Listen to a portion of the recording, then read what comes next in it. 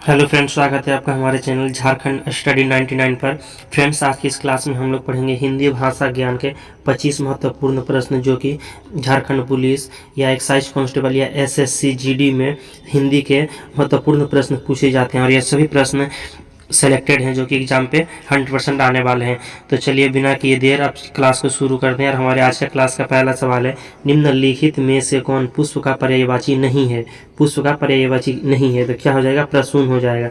पुष्प का पर्यायवाची शब्द जो है फ्रेंड्स सुमन है, कुसुम है और रश्मि है, प्रसून नहीं है। अगला सवाल है फ्रेंड्स, अबला जीवन हाय तुम्हारी यही कहानी, आंचल में है दूध और आंखों में पानी, इस पंक्ति के रचनाकार कौन है? तो मैथिली शरण गुप्त हैं। अबला जीवन हाय तुम्हारी ये यशोधरा पुस्तक से उद्धृत है और इस पंक्ति का रचनाकार है मैथिली शरण गुप्त है। बहुत इंपॉर्टेंट क्वेश्चन। ऊंट चढ़े पर कुत्ता काटे, मुहावरे का सही अर्थ क्या है? अब मुहावरे के भी एक प्रश्न पूछे जाएंगे तो क्या होगा बताइए। ऊंट चढ़े पर कुत्ता काटे, मुहावरे का सही अर्थ क्या है? तो दुस्साहस करके पछताना। Option number C is the right answer. दुस्साहस करके पछताना को कहते हैं ऊंट चढ़े पर कुत्ता काटे। मुहावरा आप लोग अच्छी तरह से देख लीजिएगा। निम्नलिखित में से इसमें ईया प्रत्यय क्या है? ईया प्रत्यय जो है क्या है? पहिया, उसके बाद दिया हुआ है आपका खटिया, चूहिया या तिपहिया। तो इनमें से कौन ईया प्रत्यय लगा हुआ है? आपको यहाँ पर खोज करना है कि ईया प्रत्यय से क्या बना हुआ है। तो खटिया, खटिया जो है फ्रेंड्स इसमें ईया प्रत्यय लगा हुआ है। खटिया इसमें ईया प्रत्यय लगा हुआ है।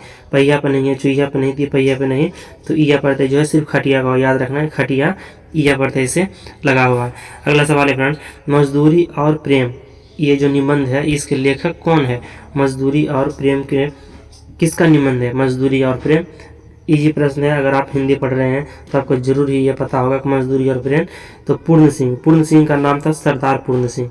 अगर पूछते कि पूर्ण सिंह का पूरा नाम क्या था तो सरदार पूर्ण सिंह, और इसी की निबंध है मजदूरी और प्रेम। अगला सवाल है फ्रेंड, अंगोरे पर लौटना मुहावरे का सही अर्थ क्या है? अंगारों पर लौटना मुहावरे का सही अर्थ है दुख सहना। अंगारों पर लौटना का मुहावरे का अर्थ है दुख सहना। अगला सवाल है फ्रेंड्स, निम्नलिखित में से कौन सा शब्द जो है शुद्ध लिखा गया है? तो आपको शुद्ध शब्द को खोजना है। तो स्पष्ट गलत है, सूक्ष्म भी गलत है, यहाँ बाह्य भी गलत है क्योंकि हलंत होता है, और यहाँ पे सात्विक, सात्विक जो है फ्रेंड्स सही है। तो शुद्ध शब्द हो जाएगा सात्विक। शुद्ध शब्द क्या हो जाएगा? सात्विक। जिसे पार करना कठिन हो, वाक्यांश के लिए उपयुक्त शब्द चुनिए। जिसे पार करना कठिन हो उसे क्या कहेंगे? जिसे पार करना कठिन हो तो दुर्गम। दुर्गम का संधि विच्छेद हो जाएगा फ्रेंड्स दुह जोड़ गम, और यह विसर्ग संधि का उदाहरण हो जाएगा। क्या हो जाएगा? विसर्ग संधि का। तो यह जो हो जाएगा जिसे पार करना कठिन हो उसे क्या कहते हैं? तो दुर्गम कहते हैं। याद रखना है, इसका आंसर हो जाएगा दुर्गम। जिसे पार करना कठिन हो उसे दुर्गम कहते हैं। अगला सवाल है फ्रेंड्स, यह घोड़ा अच्छा है, वाक्य में यह क्या है? यह घोड़ा अच्छा है तो वाक्य में यह क्या है? तो यह घोड़ा के बदले आया है, घोड़ा संज्ञा है, और यह घोड़ा अच्छा है तो यह जो है फ्रेंड्स किसके बदले है? घोड़ा के बदले। तो जो संज्ञा के बदले आए उसे सर्वनाम कहते हैं। तो क्या हो जाएगा आंसर? सर्वनाम। तो यह घोड़ा अच्छा वाक्य में यह क्या है? तो सर्वनाम है। बी सही हो जाएगा, सर्वनाम। अगला सवाल है फ्रेंड्स, निम्नलिखित शब्दों में से सदा स्त्रीलिंग वाला शब्द कौन सा है? यानी हमेशा वो स्त्रीलिंग ही रहेंगे। तो सदा स्त्रीलिंग वाला क्या है? पक्षी। पक्षी हमेशा स्त्रीलिंग ही रहेंगे। तो इन चारों में से बाज, मकड़ी, गैंडा, इस सब में से पक्षी जो है हमेशा स्त्रीलिंग रहने वाला शब्द है। अगला सवाल है फ्रेंड्स, महल का वह हिस्सा जिसमें पुरुष नहीं जाते, केवल स्त्रियां ही रहती है, क्या कहलाता है? उसे क्या कहते हैं? तो अंतःपुर कहते हैं। अंतःपुर कहते हैं, याद रखना है अंतःपुर। भारत की प्रथम देश भाषा कौन सी है? भारत की जो है फ्रेंड्स प्रथम देश भाषा पाली है। भारत की प्रथम देश भाषा क्या है? तो पाली है। अगला सवाल है, करुण रस का स्थायी भाव क्या है? करुण रस का अस्थायी भाव क्या है? तो शोक है। करुण रस का स्थायी भाव क्या है फ्रेंड्स? शोक है। अगला सवाल है, कवि बिहारी मुख्यतः किस रस के कवि है? कवि बिहारी जो है किस रस के? रस फ्रेंड्स हमारे हिंदी पे 9 प्रकार के रस हैं। कितने प्रकार के रस हैं? 9 प्रकार के रस हैं। तो इन्हीं में से कवि बिहारी जो है किस क्षेत्र के या किस रस के कवि हैं? कवि बिहारी। इसका आंसर हो जाएगा फ्रेंड्स श्रृंगार। कवि बिहारी श्रृंगार रस के कवि है। अगला सवाल है, निम्नलिखित में से अव्यय कौन है? इन चारों में से ए बी सी डी दिया हुआ है, आप लगा सकते हैं answer A B C D में से अव्यय कौन है। तो धीरे धीरे फ्रेंड्स जो है ये अव्यय है, धीरे धीरे क्या है, तो ये अव्यय है। अगला सवाल है, सेना का पर्यायवाची शब्द क्या है। सेना का पर्यायवाची शब्द क्या है, अनीक, दंती, अरि या अतनु। तो इसका आंसर हो जाएगा फ्रेंड्स अनीक। सेना का पर्यायवाची शब्द क्या है, अनीक है। सेना का पर्यायवाची शब्द क्या हो गया, तो अनीक हो गया। आंसर याद रखना है अनीक। अनीक answer is the right answer. Friends अगर आपको हमारा क्लास पसंद आ रहा है तो लाइक कर दीजिएगा, क्योंकि क्लास को मेहनत से बनाया जाता है। अगर आप लाइक कीजिएगा तो हमें अच्छा लगेगा, तो लाइक करना ना भूलें। चलिए आगे बढ़ते हैं। देवासुर कौन सा समास है। देवासुर, देवासुर का अगर फ्रेंड्स संधि विच्छेद करेंगे तो हो जाएगा देव जोड़ असुर। क्या हो जाएगा फ्रेंड्स, देव जोड़ असुर। तो देवासुर क्या हो जाएगा आपका, देवासुर हो जाएगा ये ओ और ओ मिलकर आ बन गया, तो ये हो जाएगा दीर्घ संधि।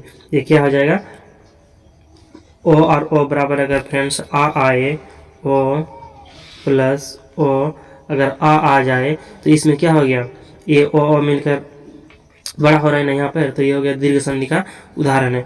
तो देवासुर कौन सा समास है, यहाँ पर समास की बात कहा है, तो देवासुर द्वंद्व समास का उदाहरण है। क्या है, द्वंद्व समास, देव जोड़ असुर द्वंद्व समास का उदाहरण है। अगला सवाल है, धातु के आगे हर लगाकर कौन सी क्रिया बनाई जाती है। धातु का आगे हर लगाकर, तो पूर्वकालिक क्रिया। धातु के आगे अगर हम हर लगाएंगे तो वह पूर्वकालिक क्रिया कहलाएगा। अगला सवाल है फ्रेंड, निम्नलिखित में से किस शब्द के साथ उपसर्ग जुड़ा हुआ है। किस शब्द के साथ उपसर्ग जुड़ा हुआ है, अधिक, अधिवान, आंतरिक या जाह्नवी। तो इन चारों में से क्या आंसर हो जाएगा फ्रेंड्स, सोचकर बताइए कि किसके साथ उपसर्ग जुड़ा हुआ है। तो आंसर हो जाएगा अधिवान। इसमें अधि उपसर्ग जुड़ा हुआ है, अधि जोड़ वान, अधिवान। अगला सवाल है फ्रेंड्स, इसके बावजूद भी डॉक्टर ने उसे अच्छा कर दिया। इसके बावजूद भी क्या है, पद है, समस्त पद है, पदबंध है या उपवाक्य है।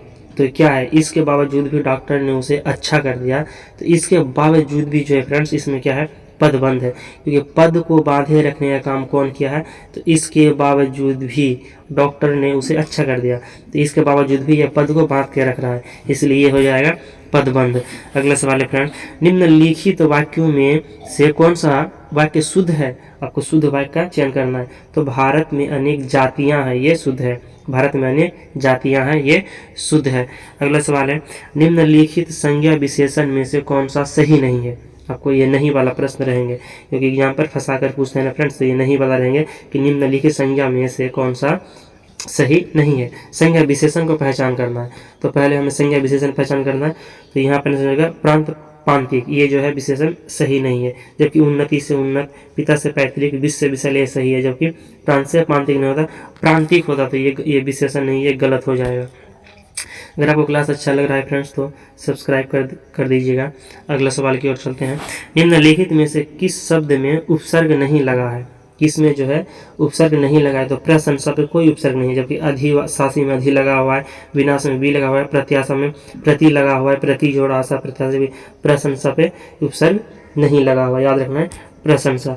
अगला सवाल है फ्रेंड्स, आयोजन का सही शब्द विलोम क्या है। आयोजन का सही विलोम शब्द क्या है, तो इजी था फ्रेंड कि आयोजन का हो जाएगा वियोजन। आयोजन का क्या हो जाएगा, वियोजन। अगला सवाल को चलते हैं फ्रेंड्स, और अंतिम प्रश्न है कि बांसों उछलना मुहावरे का सही अर्थ क्या है। आपको मुहावरा का सीरीज लाएंगे फ्रेंड्स, जिसमें 100 सवाल रहेंगे और एक भी मुहावरा आपके एग्जाम पे नहीं छूटेंगे। बहुत जल्द ही क्लास लेकर आएंगे मुहावरे का, जो सारा कंप्लीट करा देंगे आपका। तो बांसों उछलना मुहावरे का सही अर्थ क्या है।